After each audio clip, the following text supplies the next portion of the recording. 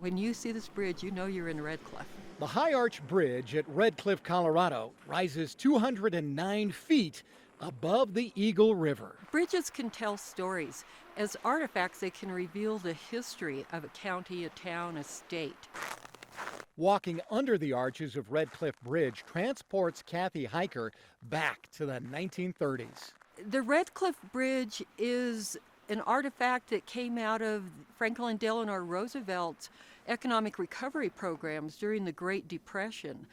That was a time when the federal government kicked in a lot of money for road improvements to both jumpstart the economy, and also the improvements were needed. For 2 years, workers braved frigid temperatures, suspended high above the river below. There are stories of workers spending the entire day on this bridge. They were hoisted up in buckets or on platforms. They packed their lunches with them. And when the workers left, the kids would come out, and they used the structure like monkey bars on a school playground.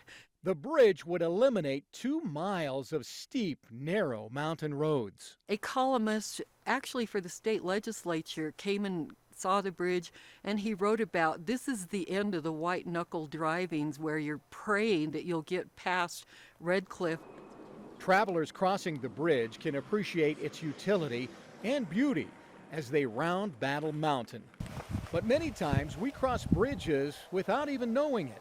Oftentimes we go from point A to point B in a bit of a hurry, right? And are thinking more about how we get there than what we're looking at while we're en route.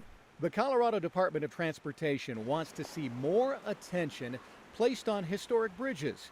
Director Shoshana Liu believes they play an important role in cultural identity. Things like roads and bridges, are extraordinarily important for the utility of getting where we need to go today. But they also can take us back to periods of time that are foundational, for the sort of culture of Colorado. CDOT studied their bridges with an eye for history and practicality. First and foremost, we need it to work. I mean, many of these bridges don't work for today's purposes, so you can't just keep them the way they were. And oftentimes it's very expensive to try and upgrade in place. They identified 46 bridges in their system, which have historic value and a high probability of being preserved. This bridge behind me, the Cherry Creek Bridge, was built in 1946. Historian Lisa Schock points to some recent success stories. We were able to preserve the original arch on the bridge while still widening the structure so that it could meet the current transportation needs. We're really looking at some of these bridges that are in this nomination to try to determine if we can balance that. Can we keep it in place and still meet transportation needs in the future? The bridges come in all different shapes, sizes, and materials. Zaraceo Canyon, which is on State Highway 12, is a WPA bridge. It's built on a skew and it has really beautiful stone-faced piers. I also really love Rainbow Falls. It's tucked away in a canyon. It carries US 24. A lot of people have gone there to put graffiti on our bridge substructure, so it has this sort of interesting cultural feel to it. Some bridges were built using local materials, such as volcanic rock on the Ridoseco Creek Bridge in San Luis. To me, they're historic properties.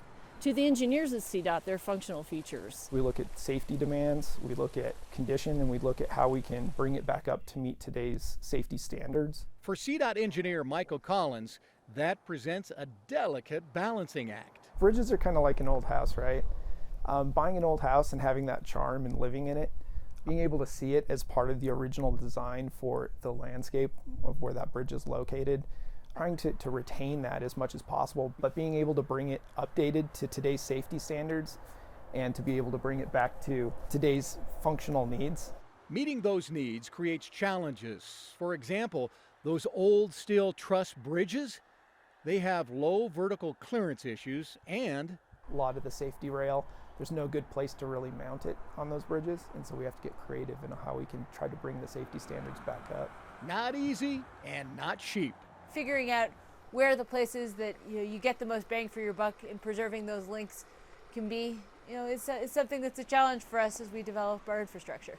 It's a conversation CDOT is looking forward to continuing with local communities. We want people to sort of, broaden the spectrum a little bit of what can be historic and what's important to local and state history. That's why it is important to keep records, preserve where it is possible to preserve, and make sure that these bridges remain a part of Colorado's history.